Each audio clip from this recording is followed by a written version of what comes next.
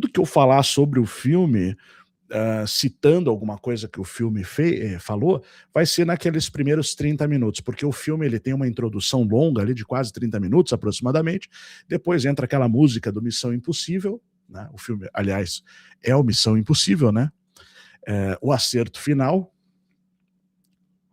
que é assim, é uma em termos conceituais, tá, em termos de previsão tecnológica, de uso simbólico, muita simbólica utilizada, né, é uma obra-prima do Tom Cruise. Como filme, assim, nem tanto. Eu achei outros Missão Impossível melhores, assim. Já assisti vários Missão Impossível, né, todos, na verdade, assisti todos mesmo, gosto muito. Mas esse, especificamente, ele entra em aspectos tecnológicos e simbólicos que alcançam alguma coisa perfeitamente possível de acontecer e que já foi desencadeada. Como vocês devem saber, o Tom Cruise, o Ethan Hunt, né? O Tom Cruise, o ator, ele é da cientologia, né? Então, que é basicamente uma seita ou religião, né? Que se baseia na ciência. E claro que isso traz muitos questionamentos, a gente pode sim discordar de muitas coisas nesse aspecto, né, e questionar muitas coisas, mas o ponto o que ele traz em relação à questão tecnológica que é central no filme é perfeitamente possível e é um processo que já foi desencadeado. Tá? É um processo que já se iniciou, que nós já estamos basicamente vivenciando isso, né? E hoje eu quero tratar um pouco desse assunto. Se você ainda não assistiu o filme, recomendo que você assista e pode assistir tranquilo essa live que não vai te trazer nenhum prejuízo pro filme, tá? Então, eu vou tomar todo o cuidado para não estragar o filme para você, pode ficar tranquilo, tá? Mas eu vou tratar coisas que depois, quando você assistir, talvez você entenda até melhor e as coisas vão fazer mais sentido e você vai conseguir linkar com situações que estão acontecendo, de fato. E eu vou provar isso, né, com toda uma argumentação técnica e lógica, tá? Então, eu quero deixar alguns recados inicialmente, tá? Já vou para o chat e aí a gente começa. Deixa eu fechar aqui. Bom, Instituto São Brandão, o nosso conteúdo fechado, tá? É a esfera, tá? A gente optou por manter o conteúdo fechado, não mais na opção de assinatura, tá? Quem assinou, beleza, mas vai ser são os cursos de extensão, né, os conteúdos de extensão do Instituto São Brandão, tá? A gente vai deixar aqui uma opção, tá? Se você entrou ali no sãobrandão.com.br, clicou em esfera, tá? Que tem simbolizado pela esfera armilar, que é o símbolo da bandeira do Reino do Brasil, tá? É um símbolo muito utilizado na navegação e representa o cosmos, representa os céus, né, sobre nossas cabeças, basicamente. Então, a gente adotou como o nosso conteúdo fechado. Algumas coisas que eu vou mostrar aqui hoje, eu até vou usar ali alguma coisa para mostrar lá da esfera, onde que eu trato esses assuntos. Se você clicar aqui, basicamente, tá, você vai cair ali no site para fazer o pagamento da esfera e você pode ainda utilizar pagamento Pix ou cartão e utilizar o cupom de desconto Esfera 25. É isso? Deixa eu testar aqui. Não, é isso mesmo. Esfera 25, tá? Ele te dá 25% de desconto. Ele vai baixar o valor aqui para 12 vezes R$ 37,43 e você tem acesso por 3 anos. Você vai pagar esse valor por um ano, dá R$1 e pouco por dia, e você vai ter acesso por 3 anos a todo o conteúdo da esfera dentro da plataforma, que inclui também, além dos dos mais de 75 módulos, 550 videoaulas, a biblioteca milenar do Instituto São Brandão, selecionada por nós, com conteúdos raros, mapas, que continua sempre em expansão, bem como as aulas todas, né? Você participa das lives semanais fechadas, toda quarta-feira, a gente continua fazendo certinho, né? E vamos continuar fazendo, tá? E dos grupos no Telegram, né? São 3, na verdade, um grupo geral, uma comunidade que é separado cada conteúdo, cada um dos cursos raízes de extensão, eles possuem um tópico para debate sobre aquele conteúdo, tá? E o terceiro é o canal de lives no Telegram, que são as lives da Esfera, a gente faz lá também, tá? Então, inclusive eu abro para perguntas, quem quiser participar, pode participar, fazer perguntas, né? E compartilhar ali também sua visão, tá? Suas experiências, bem interessante. Então entrem lá, esse é o nosso conteúdo fechado, a Esfera. Relacionado ao livro de Tartária, livro Tartária, tá? Você entrou lá no São Brandão, clicou em livraria, você já vai lá, já foi ajustado, tá? A versão, a gente já ajustou o valor ali, né? E também não é mais a edição de pré-lançamento, acabou, aquela que vai autografada, tá? Então a pré-venda já se encerrou. Só avisando quem comprar, os envios serão feitos a partir do dia 22, tá? Talvez um pouquinho antes, mas por garantia, a partir do dia 22, a gente deve começar a receber em duas levas ali, a partir do dia 20, tá? Então, às vezes a gente recebe um pouco antes, talvez chegue ali 16 ou 17, mas a data prevista é dia 20, e coloquei mais 2 dias ali de garantia até o envio se confirmar, para dar tempo de enviar, até porque a gente tem uma ordem ali para envio, né? Então, já está ajustado lá, Tartária, o Império Apagado, 300 páginas, tá? Então o livro, logo eu vou estar mostrando ele aqui para vocês, tá? Muito interessante mesmo, tá? Não deixem de adquirir esse material aqui no Instituto São Brandão. Perfeito, pessoal? Deixa eu ver como é que tá o nosso chat aqui hoje, para a gente já ir começando.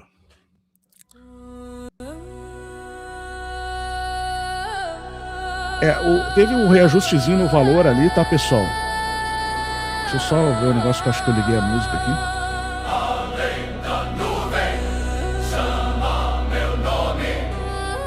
Um pouquinho. Então, realmente, teve um pequeno reajuste, porque esse livro era para ter 240 páginas, ele acabou ficando com 300, né? E o valor do livro, ele é calculado com base no número de papel, né, de páginas, a quantidade de papel que você utiliza, tá? Então a gente acabou aumentando o livro desde o pré-lançamento, o valor reajustado foi de R$ 99,70 para R$ 108, então um reajuste básico ali, não é nada que vai pesar.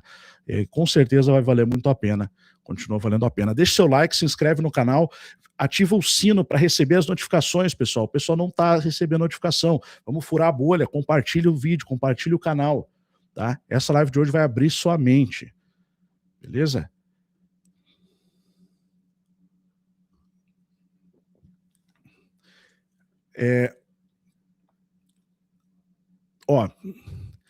Achei que o meu viria autografado. Eu acredito que vai. Karina comprou quando? Responde aí, tá?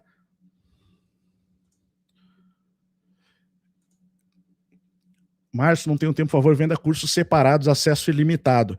Então, a questão do acesso ilimitado, as plataformas elas estão meio que deixando de fazer isso, na verdade. Tá? Por isso que a gente também está modificando. Na verdade, a gente está caminhando, agora eu já posso até avisar, a gente já teve reunião essa semana sobre isso, né? Já entrar com pós-graduação já nesse segundo semestre. A nossa ideia é essa. Lembra que eu falei que a gente tinha que esperar um pouquinho para ver como é que estava a legislação? A gente já viu, já esperou e já fez reunião para entrar com pós aí. Então a gente está caminhando para instituto educacional. Essa questão, assim, as plataformas, elas não estão querendo fazer isso, esse negócio de deixar para sempre. Então acaba sendo uma responsabilidade nossa como instituto. Tudo bem, eu seguro essa responsabilidade porque eu tenho, de fato, né, a intenção da gente dar sequência com o instituto além da minha própria vida. O nosso projeto de instituto é uma instituição. né, para ficar como uma universidade. Então, independente disso, mas de modo geral, as próprias plataformas que a gente hospeda, né, elas estão desencorajando, isso é para todas, né, a ficar fazendo conteúdo de acesso eterno, ad eterno, vitalício, etc. Né? Então a gente colocou 3 anos ali, e a gente vai lançar um para 7 anos, tá? Mas tem que ter um limite, assim, de modo geral. Ainda tem a possibilidade, né? Mas a gente está modificando. Então, 3 anos é bastante coisa. E os cursos avulsos é 2 anos. Então você pode assistir com calma ali, tranquilo. Depois, se você quiser renovar, a gente dá desconto lá, 50% de desconto na renovação, tá? Então fica tranquilo. Karina comprou hoje, paguei nesse minuto. Então, assim, ó, vamos deixar hoje, tá? Eu vou verificar ali, tá? Porque eu, na verdade, eu não fiz a contagem, não deu para fazer a contagem para saber se foi já os 200 ali, né? Ou não. Então, de qualquer maneira, fica tranquilo, ó. Então, quem comprou até hoje, 12/4, vai autografado, tá? Tá determinado. Então, vai até o dia hoje, final do dia aqui, 12/4, até meia-noite. Quem adquirir pode ficar tranquilo. Já autografou o meu? Não autografei ainda, tá? Ainda não chegou. Logo tá chegando aí, que nem eu falei, né? Vai chegar a partir do dia 20, é a data que a gente recebeu já da impressão, né? Que é a mesma que a gente fez o livro anterior, então a gente confia ali, já tem uma certa experiência já com o pessoal ali, né? O de Salomão. Beleza? Boa noite, Fábio. Quem ainda não assinou, o Jeff Almeida. Valeu, Jefferson, obrigado. Quem ainda não assinou a Esfera está perdendo tempo, um dos melhores investimentos para a vida. Com certeza, com certeza. Eu penso igual. Tá, assim, bem trabalhado. Não é um negócio que a gente foi fazendo e largando para trás, não. A gente continua trabalhando nos mesmos conteúdos, são os cursos raízes ali, né? Eles são cursos de extensão. A gente vai utilizar esses materiais também na pós-graduação, junto com alguns outros ali, né? E muita coisa ali tem nível de pós-graduação mesmo. Vamos lá, pessoal. Mas não vai 7 anos o planeta. Não, veja, calma, a gente vai discutir, né? Quanto tempo a gente ainda tem? Não, o fim está próximo? O quanto é próximo? Tá? Eu não tô aqui para ser profeta do apocalipse. Apesar que o apocalipse está ali, né? Qualquer um que lê as escrituras vai ler lá que tem de fato um apocalipse. E todo mundo que leu sempre achou que estava de fato perto de um fim. A questão é o que é esse fim? O que é essa transição que a gente vai passar? Será que é o fim do mundo, a destruição? Ou será que a gente está falando de uma grande reconfiguração, uma grande mudança que o mundo vai passar? E quais são os riscos disso acontecer de fato? Tá? Então a gente vai falar. Pode ficar tranquila que vai autografado, tá, Karina? Fica tranquila. Além dos conteúdos que já estão gravados, tem as lives semanais que são atualizadas e a gente usa como base as raízes, né? Os conteúdos raízes. Tá? Pessoal que... Oi? Eu vou deixar o QR Code aqui, bem lembrado. Tá? A Rome vai me avisando aqui, que senão eu me perco aqui fazendo as coisas. Tá? Vou deixar aqui um pouquinho. Então eu vou começar, tá? A gente tem, então... Deixa eu só tirar a logo do Instituto de cima ali para não ficar embolado. Bom, então, pessoal, a gente teve esse filme. Veja bem, eu assisti esse filme e eu já tinha percebido uma série de coisas ali, com base no que a gente vê acontecendo no mundo e tal, né? Inclusive, muita coisa, né? Como esses conteúdos, George Orwell, 1984, uma série de coisas que a gente vê acontecendo, de fato parecem ser avisos. Eu tenho mapeado de pessoas que mandaram informação para o passado, ou que já voltaram no tempo. Né? E será que isso é possível? Será que a gente já não está recebendo informações e algumas ações no futuro, do futuro para o passado, para mudar as coisas? Porque as coisas, em certas linhas temporais, já deram errado? Né? Você nunca parou para pensar nisso? Porque se você tem a mente quântica, que pensa em várias possibilidades ao mesmo tempo, que é a evolução natural em relação ao pensamento linear, você já deveria ter pensado nisso, tá? Certos movimentos culturais, né, certos processos que aconteceram no mundo, tá? Seja bem-vinda, Elo, né? Seja bem-vinda. Então, assistindo cinema, programação preditiva pura, tá? Valeu, Rodrigo Medeiros. O conteúdo da Esfera é o melhor material intelectual da internet. Aproveitem.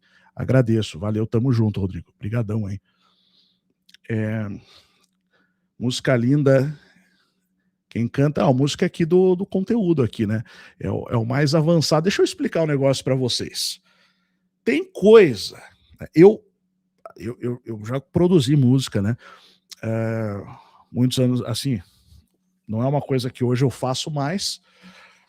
Gosto muito de música, escuto bastante, né?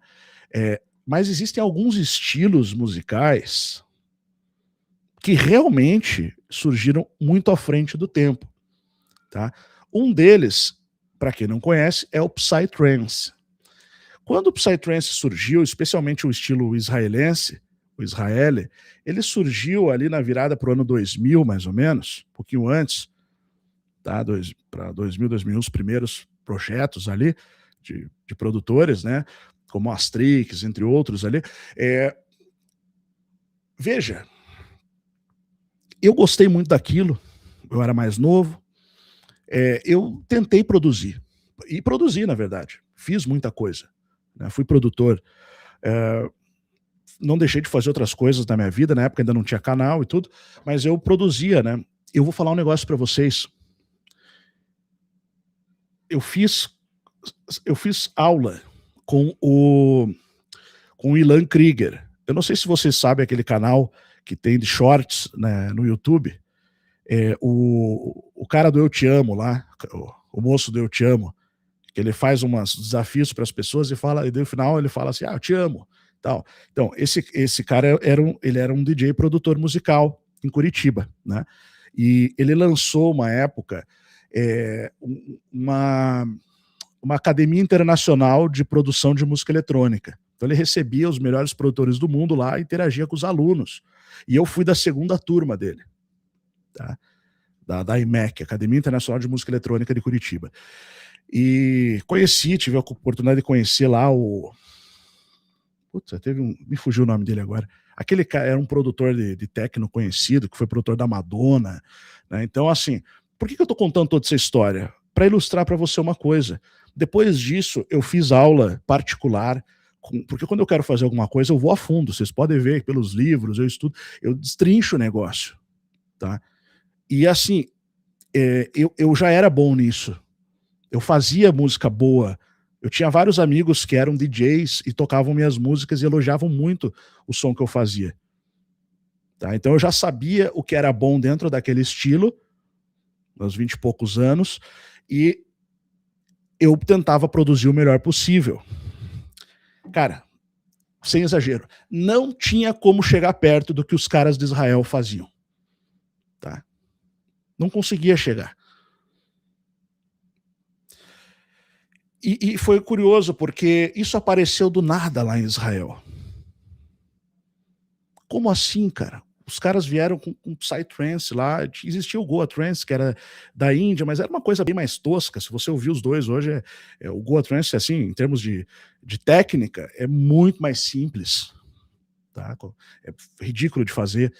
Agora, o Psy israelense, meu amigo, eu fazia música com 40, 50 canais. Eu cheguei a ficar um mês trabalhando numa track de 7 minutos. Tá? E depois, quando eu evoluí na produção, eu também não ficava igual.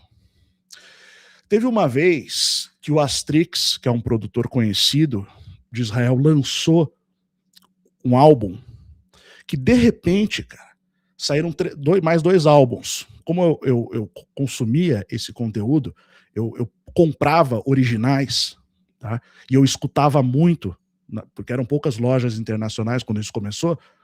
Eu ficava ouvindo lá era o meu hobby, era o que eu fazia quando não estava trabalhando, né?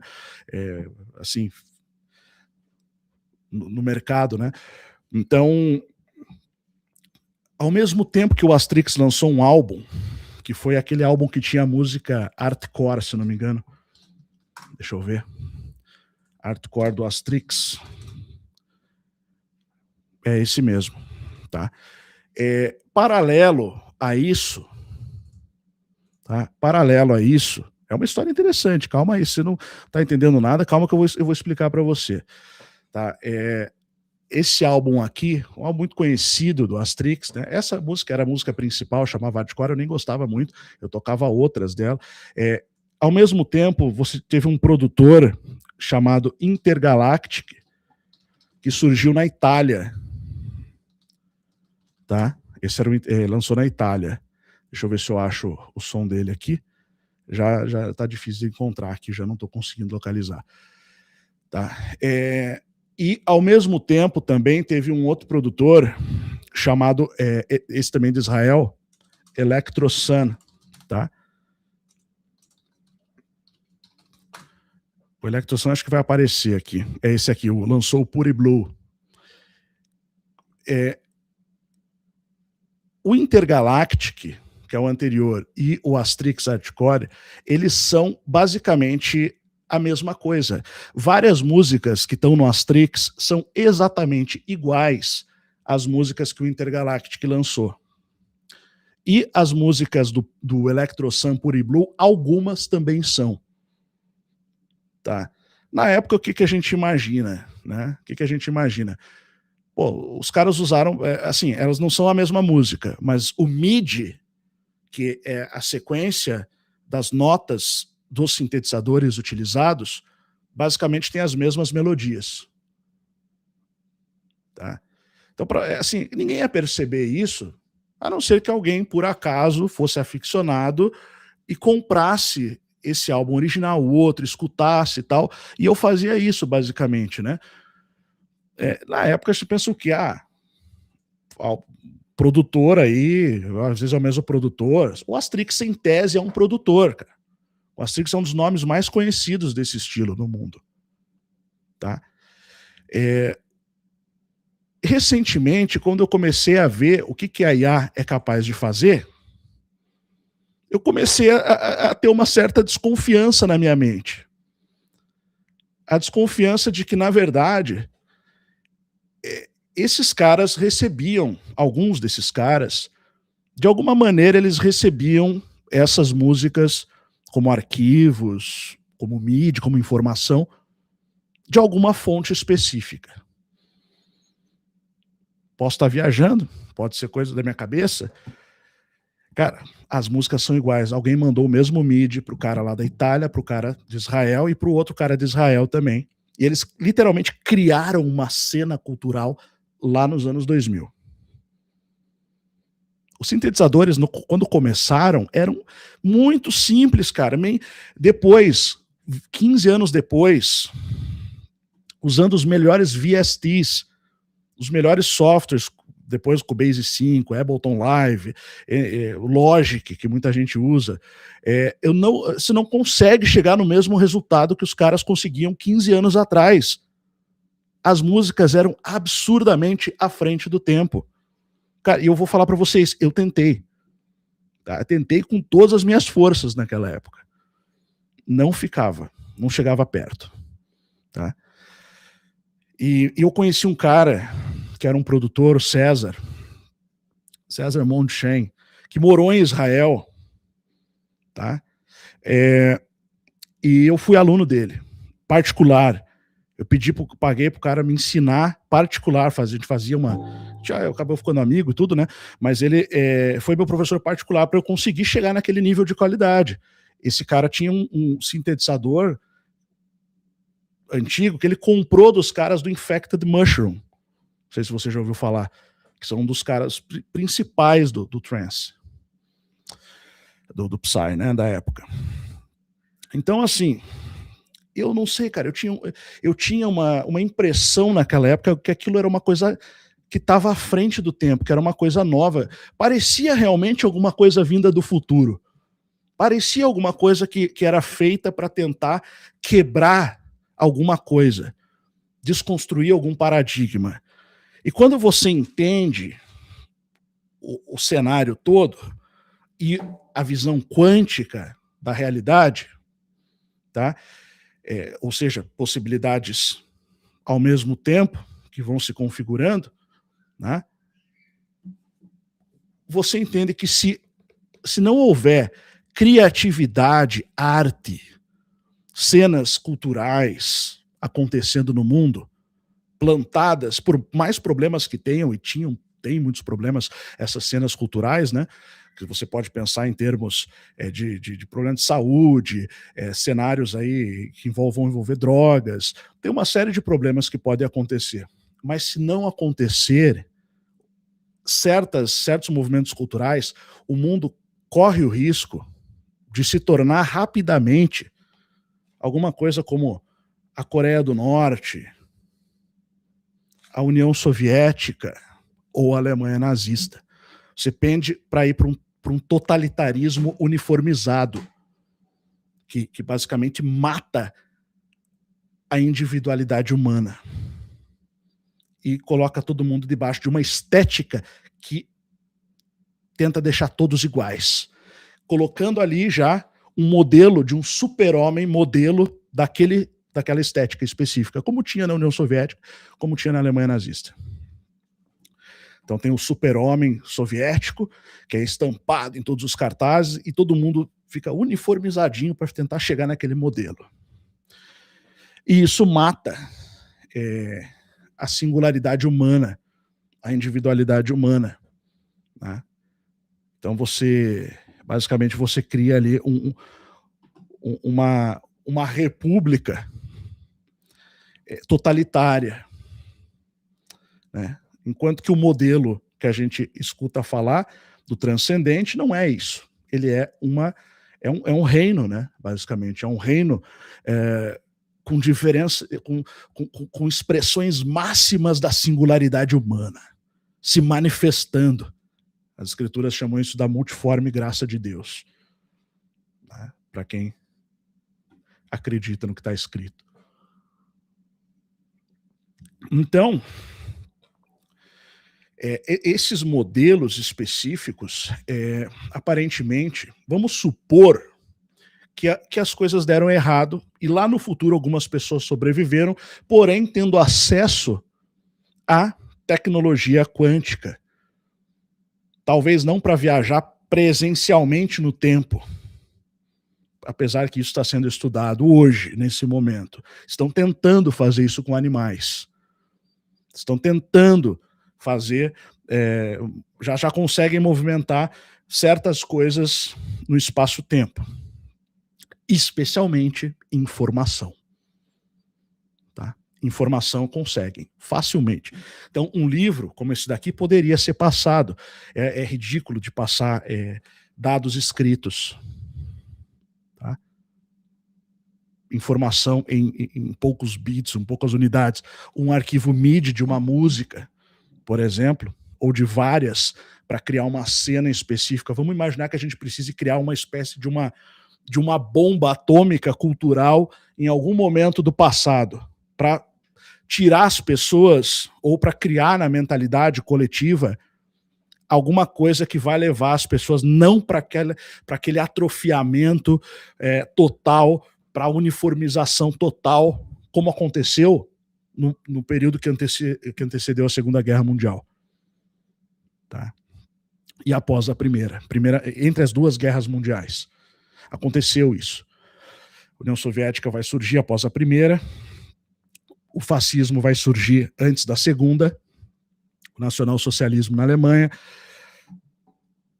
Então você tem uma série de movimentos fascistinhas ou comunistinhas ali surgindo, né, fascistoides ou influenciados pela União Soviética comunista, que vão começar a surgir no mundo.